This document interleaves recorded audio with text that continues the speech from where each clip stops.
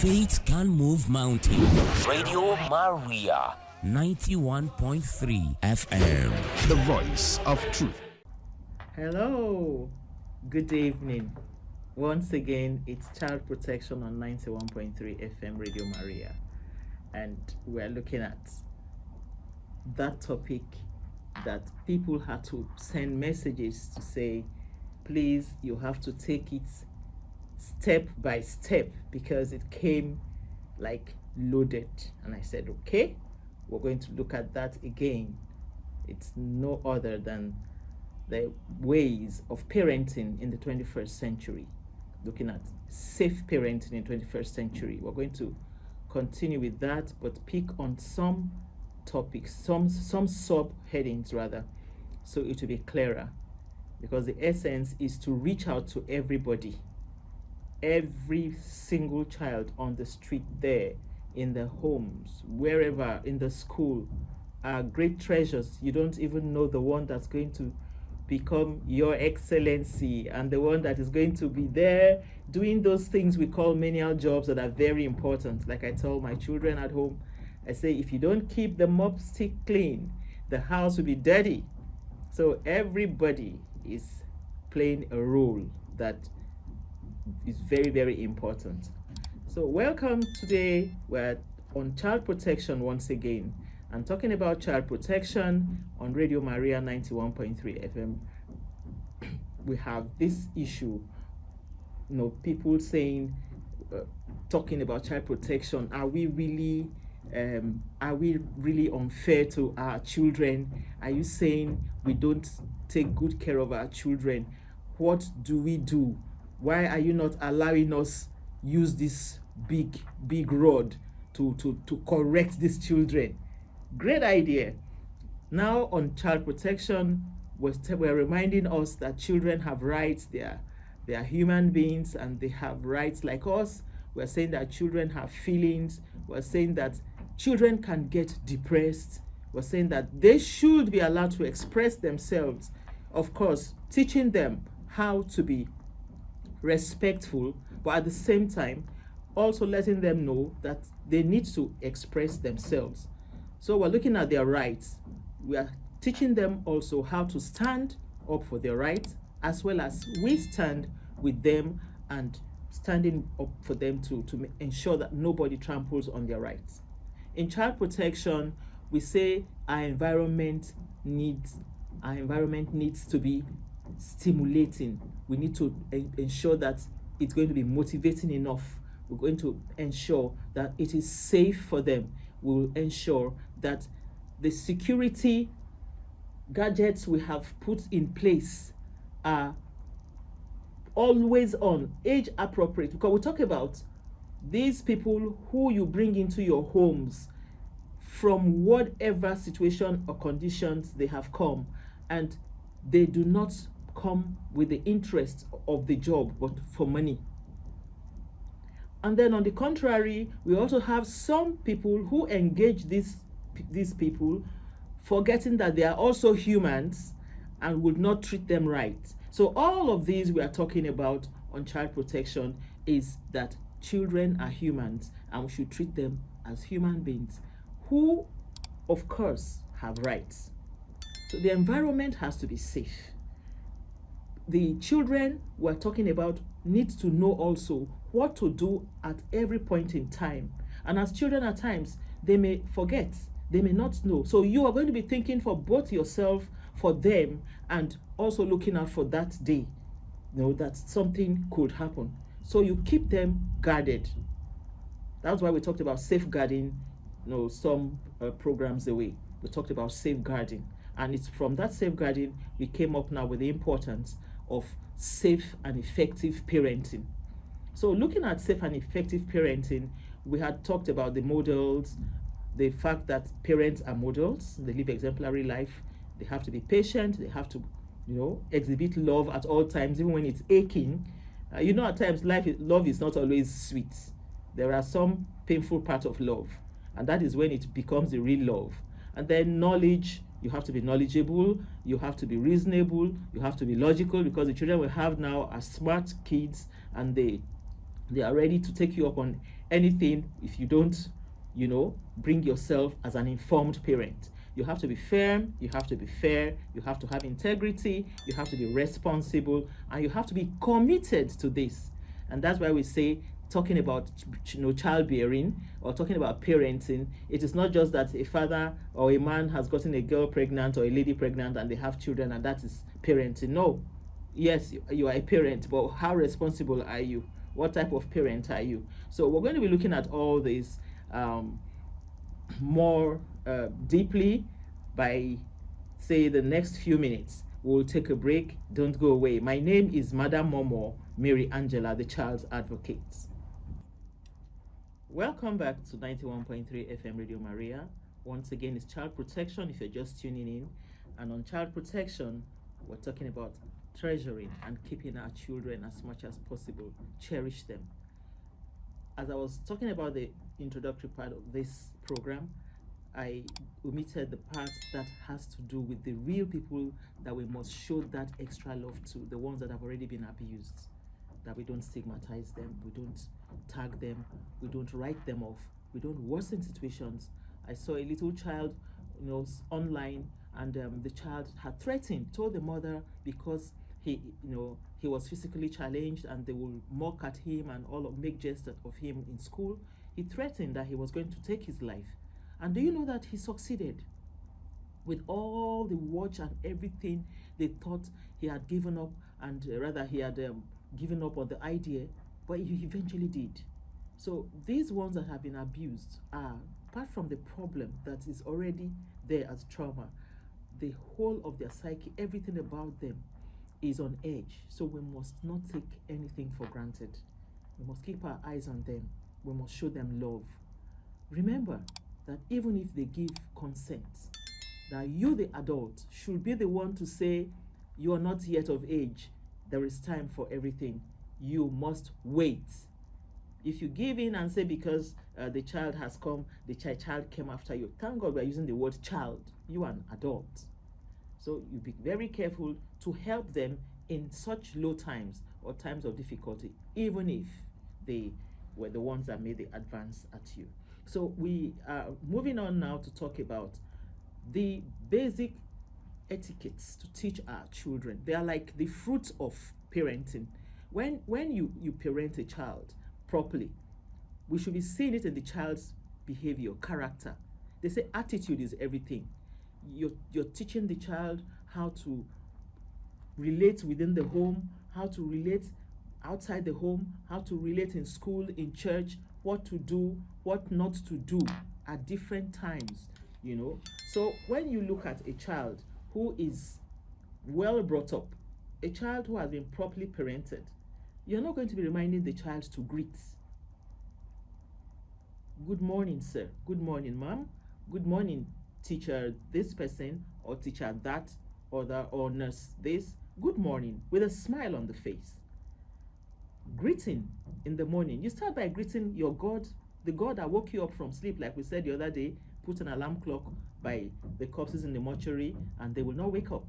So something happens that makes you wake up, and that thing is the God of all creation. We all believe in a supreme being, no matter the religion. So we teach the children, first of all, wake up in the morning thanking God that you're up, doing a short, very mini prayer for yourself, by yourself, and then join the family prayer if you have that. Otherwise, if you have a prayer place, you go to the prayer place quickly and get back. We are teaching the children to greet, to say hello, hi. You may say it's not it's no longer in vogue, it's not trending. I was talking with my friend yesterday and she said, Mama children, child's rights advocate, come, let's talk. Did you read something on Japanese children? I said, perfect, I'm happy you're bringing it up. That they are one of the most well-behaved children right now in the world because of the way they are brought up.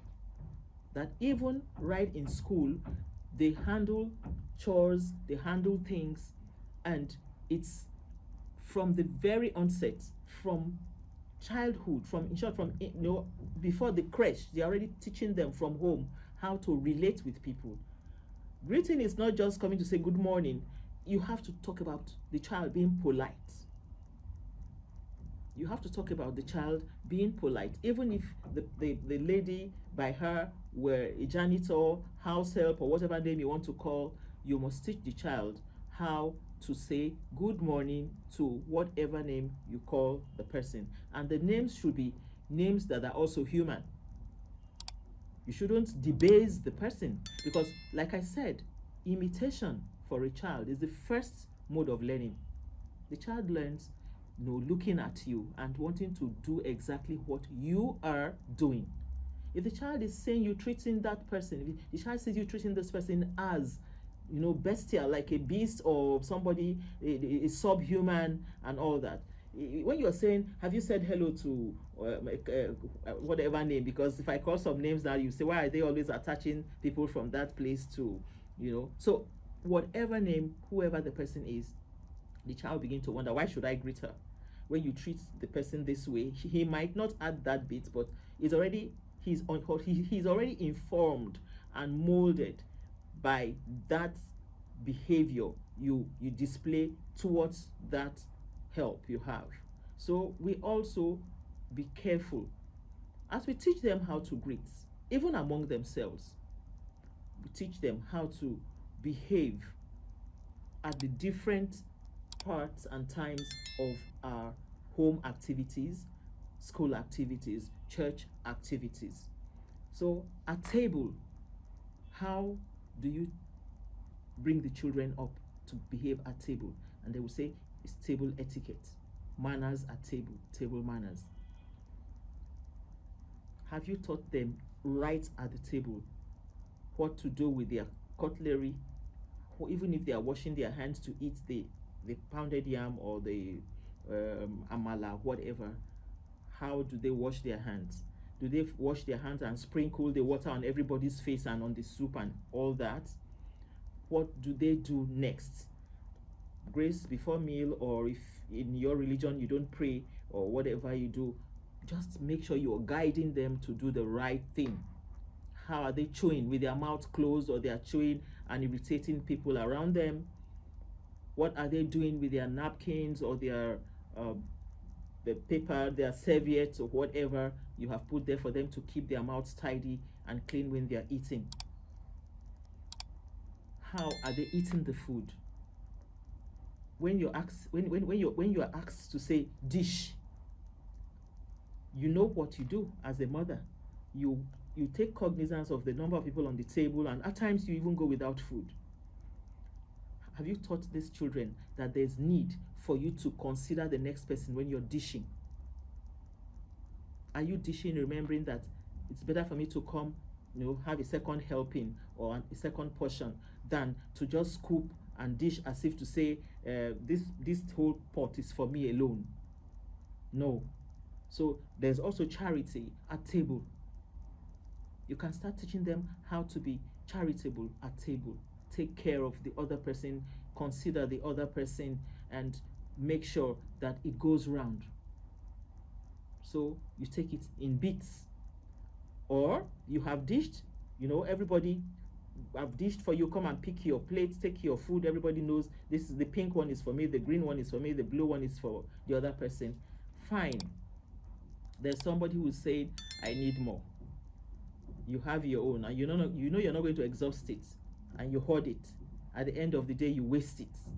Or you too, you've had yours, and greedily, because you know that this sibling is very generous, you take advantage of that sibling and you want to collect everything, and he's ready to give it to you as long as you're happy. So you must teach them how to balance up. And at what point do you drink water? When you if you probably talking and maybe you burp, what should you say? Excuse me, and all of that. What do you do while eating and something maybe drops? What do you do about it? How do you handle that? There's a lot to be taught on table etiquette if we have to go into it today. The different types of spoons, what spoon is used to dish, which meal, and all of that. There are different types of spoons, there are different types of knives, and all that. Different types of cutlery that you're going to use. And if you're doing the traditional one, you know how to handle this one, the ewedu comes, and then the stew comes in, and the amala would come. Or if it's two shinkafa, this is how to handle. Because some of them, of course, the meals are, as you begin to introduce it to them, they are new, they begin to get used to it. You teach them how to eat it the traditional way, properly too, and not messy. Then they want to gain access to a room or the convenience or somewhere. You just simply let them know that once a door is shut, you knock at the door before you enter and wait to hear, come on in. You don't just go bumping into people, open the door and the person just walks in. It's mommy's room, so I can enter at any time. It's daddy's room, I can just walk in. Some people have cultivated the habit that even when they live alone, you find them knocking at the convenience to enter because it's already in them. They're already used to it. It's part of them now to do that. Respect for one another. That is a big one. You see people, children grow up talking at themselves, talking at people, even back in school, talking at teachers. There's no respect. The teachers themselves, especially in the private schools, are being mindful so they don't get a bang from the boss. They don't lose their jobs, and they smile away a lot of things. We must teach our children how to be respectful, how to be polite. It's one of the problems we have right now. On the streets, you say those ones are on the streets. There's nobody keeping them back, nobody's teaching them. But some of us that come from homes are also on the streets. Respect for one another. The kind of driving that takes place in Abuja right now and in and around Nigeria, you see zero respect, no charity on steering. They got it from childhood. Right from childhood. You don't want to give the other person way because you have right of way. You see he's in a tight corner or there's something dangerous coming, you still want to have your way because you have right of way. The road is not a carpet to say you're going to, when I finish, I roll it away and no other person will use it. Of course, after passing, that road is still there for others to, the tarmac or the coal tar is still there for others to use. So we must learn right from home how to have respect, consideration for one another. You teach them. As you are giving out the chores, somebody is working and doing you some favor, you're saying thank you. You're learning how to tell the person, though you have done your work as a cashier at the maybe a supermarket or somewhere, and the cashier is handing over the receipts and the bag of products or stuff you have bought, you say thank you. We must teach them how to have respect for one another.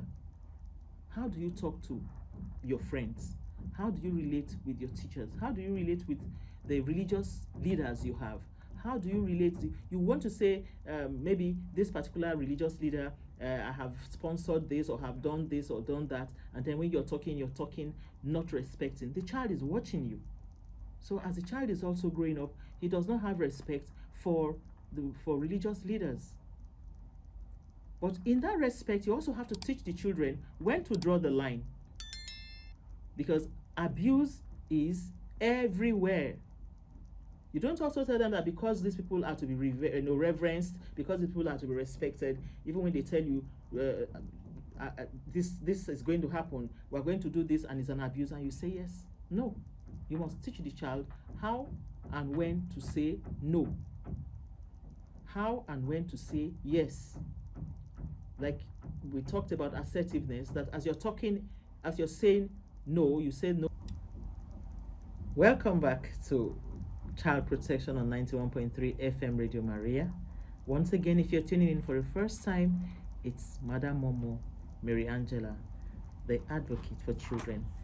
Today we're talking about the basic etiquettes to teach our children as signs of safe and proper parenting. That the way the children carry themselves will matter a lot. Their attitude will speak a lot. So if we're talking about respect, we're also looking at talking courteously, knowing how to say, the right thing at the right time, politely to the people around them. I would be expecting you to call in once more and give us your views. Very well appreciated. Be part of this because it's your program, it's our program. Then the number is 081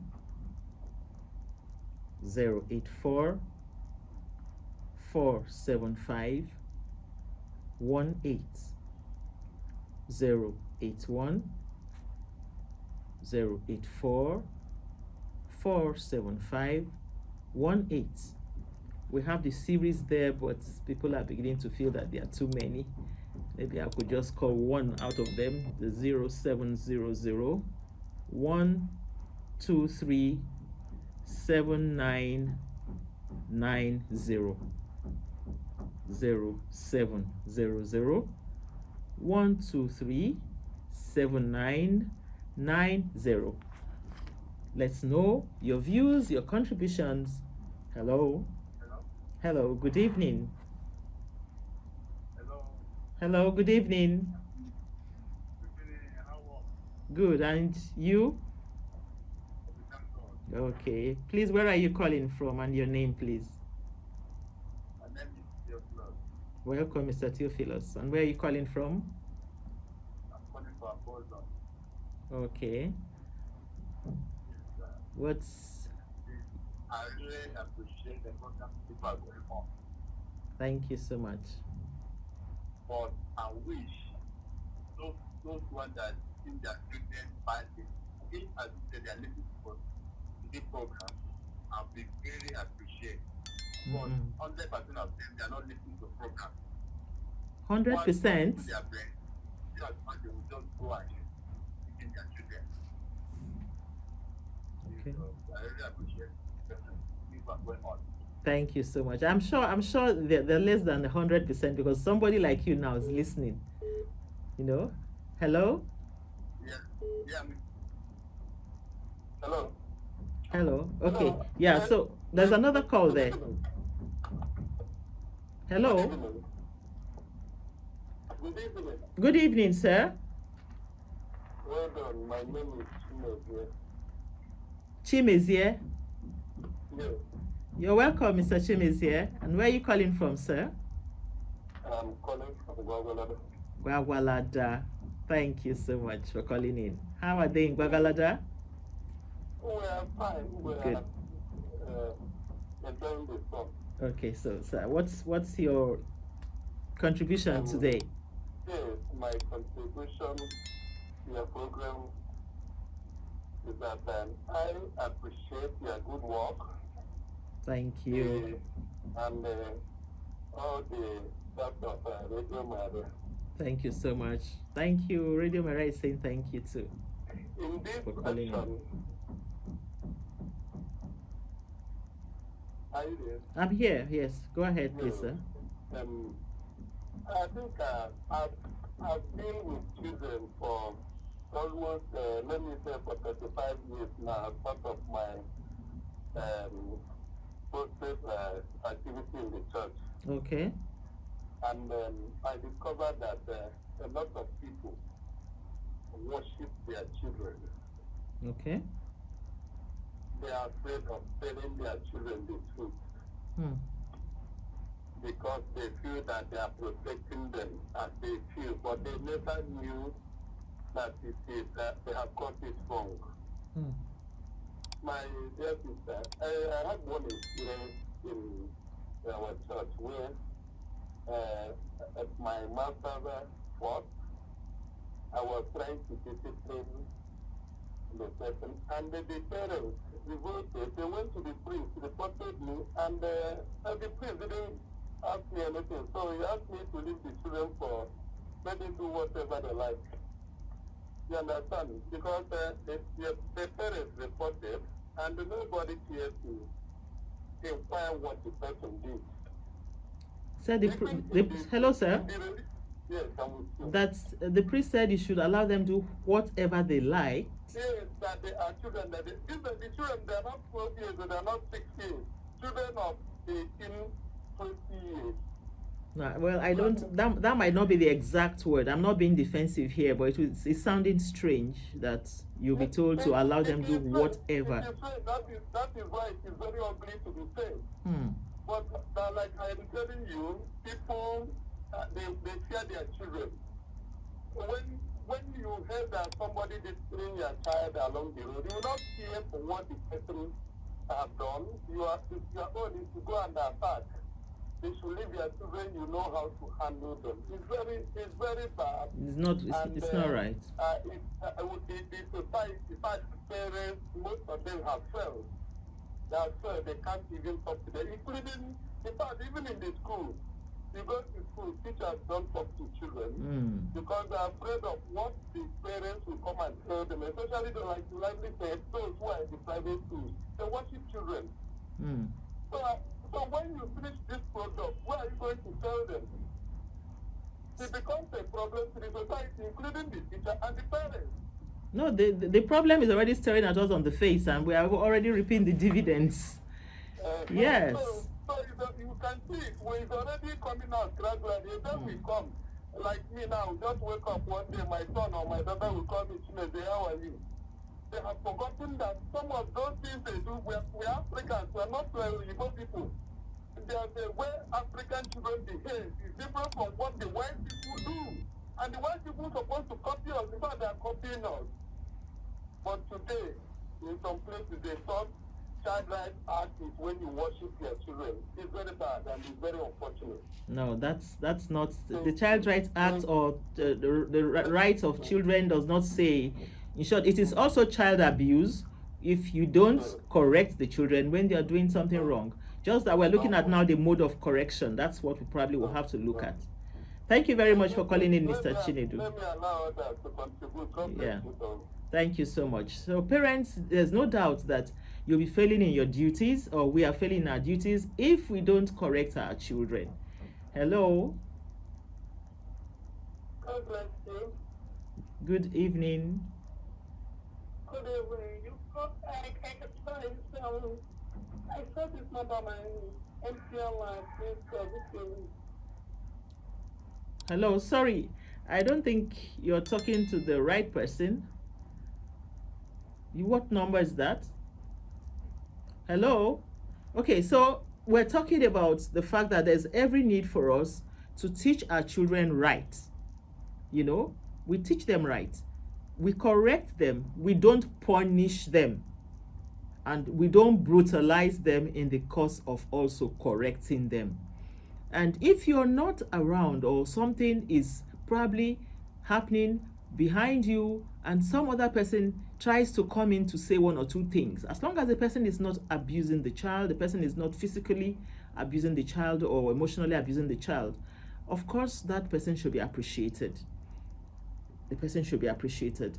And this whole idea of being afraid of children, if we're already into it, we need to retrace our steps, because they are your responsibility. Child abuse is not when you scold a child. It becomes an abuse when you physically abuse the child, batter the child and all that, or when you talk down on the child, or when you molest the child in some way, or neglect the child. But because it's also negligence if you don't teach the child the right way. It's child abuse too. So we're talking about etiquette now, teaching the child how to be courteous. The child says, excuse me. The child knows how to say, I am sorry. The child knows how to say, thank you. The child knows how to say, pardon me. Forgive me, I'm sorry. They can only learn how to say that when you, as the parent, also say it. They hear you say it to each other as husband and wife.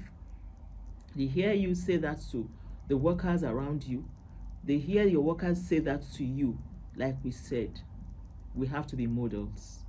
We have to reflect what we want them to be, because they will copy. They will copy. A child is misbehaving right before you as a mother. An adult is talking to your child and she's either being rude or getting some kind of attitude. I don't mind her, that's how she is. Says who? That's not how she is.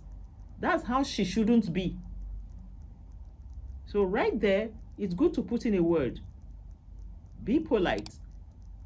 Auntie is asking a question. Could you give an answer to that question? Or she says, stop. Some children don't know that when you're in the house as a visitor or even as family members, they want to change the channel. There's nothing like excuse me. He just says, I want to watch this particular program. And the child moves straight, picks the remote control and changes without apologies. And you hear some parents will just giggle. That's her favorite program. You're not teaching that child how to be considerate, take notes. You're not teaching the child how to be polite. And it's going to cause some problems when the child gets into school, both primary, secondary, and tertiary. Some other children will react. So we must be careful when we say safeguarding. We teach them those things that will also protect them outside the home and within the home. Because even right there, you see some siblings reacting. Of course, you see them, the punch has gone. And you wouldn't want to say, yes, he has done this wrongly, but we would have simply corrected him, not give a punch. Some will yell, and some will throw tantrums severally. And no, let's leave him. I don't want him to cry.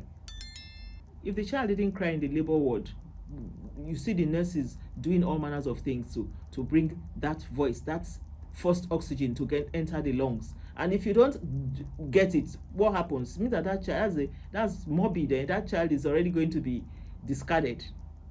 So at times, crying could be part of it. Not because you are beaten, maybe because he's trying to intimidate, manipulate. Some children are very manipulative, and they know. They deliberately go all out to do these things, and because they know mommy will not want me to scream, the child will scream hard. The child will jump up, fall down, roll on the ground. Hey, I don't want. So you don't want, and that is it. You are getting it already. What you don't want is right there before you and besides you. So we must learn how to be ourselves cautious, be the models to them, and then they copy. Where they're not copying right, we teach them the right thing. We have to teach them the right thing. It's strange for you to say, because you want to probably have patronage or you want to have a particular class or class of children, you say children should not be corrected. Obviously, that is not right. But correction, again, I said, depends on a degree that will make it tilt from correction to punishment or destruction. And it's also destructive if you fail to correct. You're breeding a monster, and that's going to come back like garbage in, garbage out. You're going to also get it back in no time. You see children, the parents are talking, they walk out on their parents. And when they get to school, they walk out on their teachers. And people who are head teachers in primary, in private schools, please, let's make sure that we're doing the right thing with these children. Yes, money is part of what you need to run your school, but you don't breed monsters. Because you want to please parents, you allow the children they have put in under your care to get rotten, to be spoilt. They look up to you for some responsibility. Yes, we have addressed the ones at home a while ago, but I'm saying now to you that are the second set of guardian or keepers right there in school, you do your part. Don't trade them in for money because you want to keep, you want your population to increase and you want more money. The teachers cannot say this is right or that is wrong. So they will not leave your school and go to another school. And that is the irony. If all the schools are taking discipline seriously, if all the schools are making sure that they instill self-discipline, self-control, nobody will be moving from one school to another school because the child was disciplined. And I don't even understand what to say to those parents who will come to school to say because the child was corrected, you want to tear the teacher down. As long as there's no abuse. And even if there were, you go first to the head teacher. There's a hierarchy to follow. Even if you're going to do litigation, you're going to eventually move the entire school to court, follow the process. Don't come in and begin to tell them that you are not tamed. So you make sure that as hurt as you are, as much as you're feeling terrible, the head teacher, the counselor, the vice principal at academics, administration, whoever is in charge of discipline should be talked to first. You don't even probably wait till the next day. You could call, hello, my child came back home with this. I'll be coming to school tomorrow, so we talk about it. Yes, because you're feeling hurt. But it doesn't make you take the laws into your hand. You're going to school the next day, you're on jean trousers or shorts, you're going to pound this person and mince the person like meat. No. We need to be what we are teaching them to be. We need to reflect what we want them to be. Like I keep saying, that the violence in the society now is unparalleled. Hostility that is toppled everything, and it is still back from home. We must go back to our homes to do our homework. We must teach these children how to be polite. Somebody is on the steering, his hands are on the horn. Continuously he's blaring away. He's angry, he's throwing tantrums, he's horning and moving as if to say there's a fight there. Yes, the person in front of you or beside you might not be doing the right thing. There's a milder way to do it, or you try to stay safe yourself. It's not by polluting the environment with so much noise. We display all these things, in and around the house and outside the house, the home. And when we begin to do that, we are breeding the same set of children we are condemning now. See, children of nowadays. What about parents of nowadays? Parents of nowadays too are not doing their work. A child wakes up in the morning, the child should do the right thing. Good morning, mom. Good morning, dad. If there are senior, maybe siblings and relations in the house, the child greets. The child should know when to say please. And if you as a senior want to also get something from the child, you should also say please, or excuse me, or could I take this? Respect is reciprocal. As a teacher too, you're teaching and there's something you have not done right, it doesn't take anything away from you to say, oh, I'm sorry dear, I thought it was this way, or I made a mistake here. Oh, thank you for pointing this out. You don't also start making sure that you talk down on this child, what do you know, lodo, and all that. Shut up. Because you feel probably humiliated or disgraced. You are more honorable when you accept that you have made a mistake. Oh, that was a slip there. Oh, sorry. Oh, did I really say that? Oh, I'm very sorry. Wow. Oh, great. It means you did your work at home. Wow. See, you have pointed this out to us. Sorry. Hope you're taking this correction. Let's put our hands together for him. And the child is proud of you and happy. It's not going to be a topic of mockery or humiliation. Because that's what you're fighting. And because you want to fight, you feel that the child has humiliated you. Far from it. Do you want the whole class to learn that wrong thing so that you stay honored?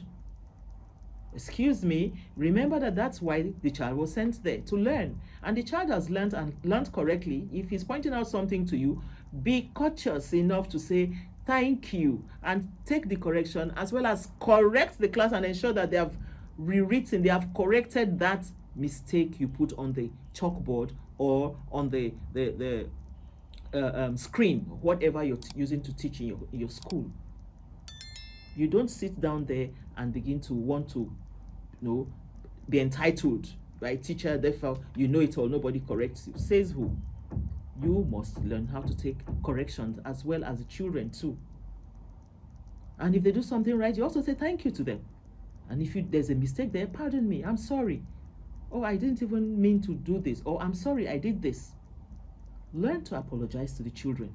Learn to show them that they also have the right to be angry. The only thing is you ensure that you teach them not to throw those tantrums, because if you allow them to continue, they are going to be bullies as they move into the higher primary school, secondary school, and all that. And then encourage them to be your friends, because when they are your friends, they speak up. They're not going to eventually mix up with those wolves that are waiting for them outside. And then you say, I just don't know how I lost it. You lost it from the beginning. This is the time to show that as a parent, what you know how to do, you do effectively and well for the good of the child and the whole society. And what you do not know how to do, you seek counsel. You go out to people who know and learn. And if you don't know the people that know, you ask questions and you'll be referred to those people. Be humble enough also to access these people. I'm still holding on here, waiting for you to call on 08108447518. Let's hear your opinions, your views, your contributions, because it's a team. We can't do it alone. So, looking at the exemplary life of parents, we get the fruits. And you see the way some children will sit, they are chewing away. Hello? Hello? Okay, we missed that. Hello? Hello? Yeah. Hello, good evening. Good evening, sir. How is the program? Good. So, this program, my name is Emmanuel. I'm calling from Apo. Okay, welcome, Mr. Emmanuel. How's Apo? Thank you. So, we are fine. Good. Okay, what I want to contribute to this is about beating a child. It's about what? Beating a child. Okay. Correcting a child is not all about beating a child, because even a child is where it reach. If you keep on beating that child can be, as in, if he spend a minute without beating, he will not even like himself. So he get used to them. Let me take an example, like me, my daughter, even no matter what she's doing, if you just say your daddy is coming, you just say I will tell your daddy. I'm telling you, I don't used to beat her. If I beat her, she knows that what she did, I will take time before I forget it. So you just say your daddy is coming, she will start crying. She's not to 6 years, but when you just say your daddy is coming. So we should learn to train our children not only by beating. No, we have to beat them more. But we should learn to correct them, not only by cane, because the cane can get to them. When they see you, they will like you to beat them. So that's my contribution. Thank you. Thank you so much, Mr. Emma. Mr. Emma is telling us there that he doesn't, subscribe to people battering children and getting them toughened up. Some of them get used to it. First of all, they're able to take 6 strokes. Then they begin to train to take 9 strokes. And then they train to take 12 strokes, and they get hardened and toughened. In as much as we don't turn our faces away completely, it is not by, like I've said it here times without number, that the rod is the rod of correction. It's not the welder's rod we're talking about here. It's the rod of correction. So thank you, Mr. Emmanuel. Parents, I'm sure you're hearing that, and like some people would say, especially some new teachers that come in, they feel so bad. They're not allowing them to flog. It is not the cane. Your looks at times could make a child, wet himself. Just looking at the child. The child begins to say, I'm going to lose my auntie's friendship. I'm going to lose my teacher's friend, my mother's friendship. That is not going to be happy with me. Some people will even say, mommy will shout too. So it is not just the cane. Some teachers can attest to the fact that they did 30-something years in school, and on their fingertips they could count the number of times they flogged. It's possible. People have tried it and it worked. Yet those teachers are the most respected of all the teachers, because by the time you want to teach a child how to behave, you involve the 4 agents. You tell the child, go and write on just 1 page why you committed this offense. When you finish, show whatever you have written to your parents. You're not saying I will report it to your father. And then you say, ask your daddy to sign that you have written this and that he read through. My goodness. Then further bring it home, and we shall see the counselor. Oh, my Father and my King. The child would not want to misbehave in your class. Ah, Madam Momoh. Okay, oh, Madam Momoh, you want to misbehave in the French class. Very good. By the time you finish writing why you misbehaved, she will ask you to bring out, verses from the Bible why you should not do it, or verses from the Quran why you should not do it if you're a Muslim, or tell us why that should not be done, why you should do the other one that is right, and give it to your parents to sign. Just that. You don't even go beyond there. Just give it to your parents to sign, father or mother, that they have seen it. Next time, when you're teaching in class, the child will pay attention. The child will not be drawing or maybe picking, chewing or something. The child will stay, focused. There are many ways of beating a child without using the cane. So let's begin to learn. If we don't know how to learn, know how to do it, let's begin to learn. But I'm telling you that some people have taught for 30-something years, sparingly using the cane. And also not also using words that will destroy the child, but there are some words that are worse than flogging anyway. Look at this Richard thing. What's the meaning of that? Come on, will you sit down there? Oh my God. And coincidentally, maybe the child's shot, is torn somewhere or is faded, and somebody had laughed at him maybe, or mocked, at him in the morning. And then you're saying, look at this Richard thing, will you sit down there? You have crushed that child. It would have been better you gave the child 100 strokes of the cane. So there are certain words too that you shouldn't use on a child. And I keep saying it, that it is child abuse when you flog children for non-payment of school fees. They are not the ones paying the fees, please. The fees are being owed by parents. Deal with parents, please. And don't flog a child because the child has not paid fees. You are worsening the child's situation. The child has cried at home, mommy, they will remind us at the assembly, they are going to call us out and all that. All of those humiliation, please, should stop. Don't batter a child because the child has not paid school fees. It's also wrong school etiquette, if we must say that.